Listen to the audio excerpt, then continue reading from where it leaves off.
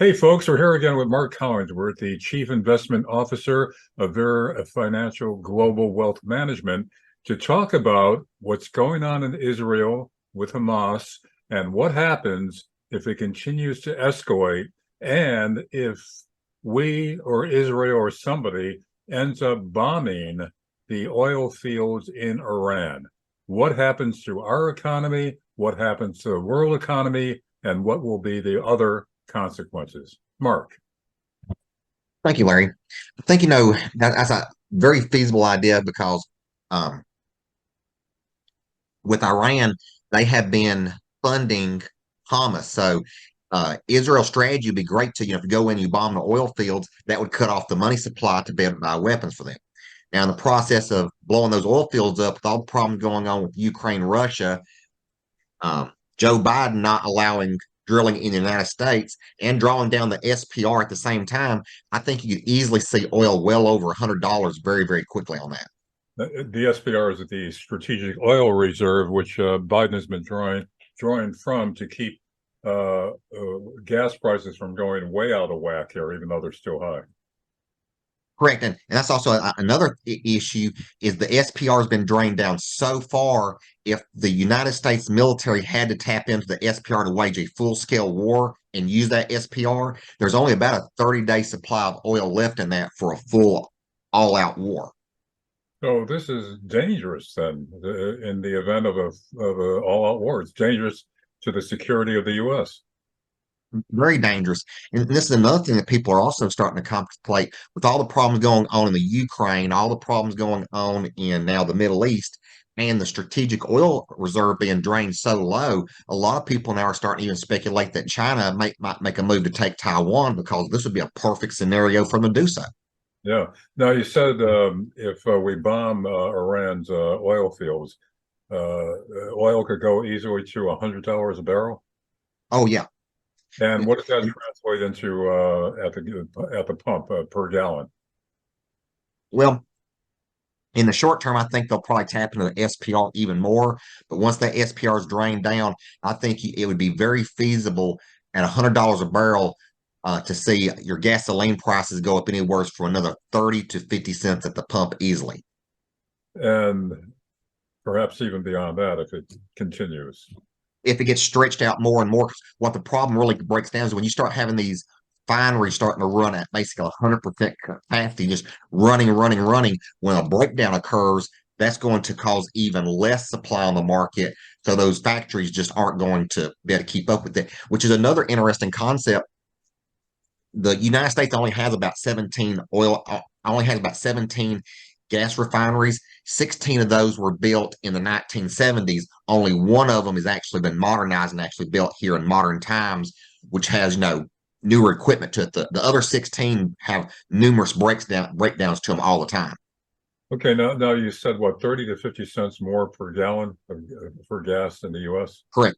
All right, now I mean it's been probably as high as that before, and the economy didn't completely explode. So how much more serious would it be this time around if gas prices climb to that height again? Well, the last time that climbed up, that's when they started tapping into the SPR. So the SPR drove those prices down dramatically very, very quickly. The problem this time is you're not going to have the SPR is not going to be able to come in there to solve it. So the higher gasoline prices will be higher for a much longer time period. All right, so Mark, let's say that this whole war widens and continues, and Iran's oil production is curbed or even eliminated for a prolonged period of time, let's say a year or more. What does that mean to the U.S. economy and to the world economy? Well, if oil prices get up high enough, like they did in the 1970s, the recession that we had towards the late 70s would actually result that gas prices and oil prices are getting so high that it basically choked the consumer off. They were spending so much money on buying gasoline, they didn't have any money to spend. So if oil prices get up over 100, I think you could very easily see a recession added to the scenario just from the price of gasoline. How serious a recession? Well, that's kind of the interesting concept we're here now. We currently have a yield curve, so that's where the Feds raise interest, short-term interest rates above long-term interest rates. That historically has caused a recession anyway. I think if oil prices, if gasoline prices skyrocket like that, that's going to cause inflation to go up, which is going to cause the Fed to keep interest rates higher and actually maybe even raise interest rates. So it does open up the door for a very serious recession like we saw in 1974 or 2008. So the scenario it's not looking good at this point. No, it's not, and there's not a lot of options on fixing this. You know, right now, everyone's been talking about how the Israel's going to throw this huge military invasion onto Palestine to basically crush out the Hamas military. The United States government is actually requesting that for Israel not to make a full-scale invasion of Palestine because they're afraid Iran will then get fully involved in it. And if Iran gets fully involved in it, Israel's going to be forced to cut off the money supply to Hamas through Iran, which means blowing up the oil fields. Yeah. And actually, it's not just Hamas. Now they're worried about Hezbollah opening up another front against Israel in the north, coming out of Lebanon and Syria. Correct. So taking out, I mean, the old saying in military strategy, once you cut the purse strings, the opposing military will basically starve because they can't buy supplies. Yeah, yeah. Well, now if the U.S. gets involved, we already have 2 aircraft carriers in the area. We're heading towards the area. And other battle groups, we have the 101st Airborne in Jordan. There's more and more of a buildup by the U.S. Now, the U.S. is saying that this is a deterrent. Maybe it'll stay that way, maybe it won't. But if we get directly involved, then what happens, not just to our economy, but to the global scenario? Well, it's funny that you mentioned that. Of course, they originally moved 2 aircraft carrier groups. And when I say aircraft carrier groups, it's just not the aircraft. Each carrier is assigned, I believe, two destroyers and 2 cruisers along with that to protect, the carrier. So that's a lot of firepower there. And from my understanding, they just recently brought a 3rd group in there. 3 carrier groups, that's an awful lot of firepower to be using as a deterrent. And I believe just here in the last 48 hours, there were some very strategic surgical strikes that those airplanes actually did on some weapon systems there in Palestine. Yeah. So, I mean, it already seems to be widening. Whether it'll be contained or whether we're already past the point of no return, we can't say at this time.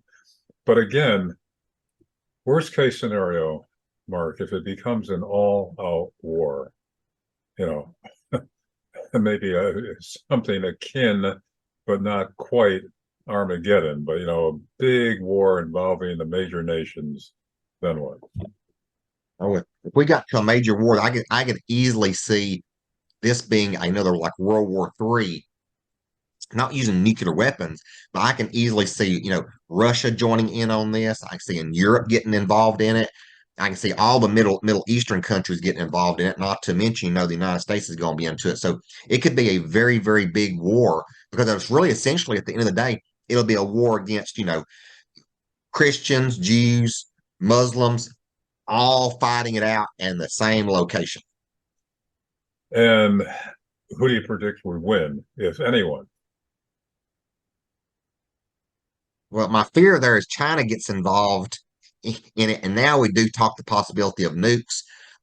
That's really all. That's the China has such a large military, has such a large population. Really, the only way to defeat them is really to use strategic or surgical strike nuke warheads to target certain zones there. So it could get really, really, really bad really quick.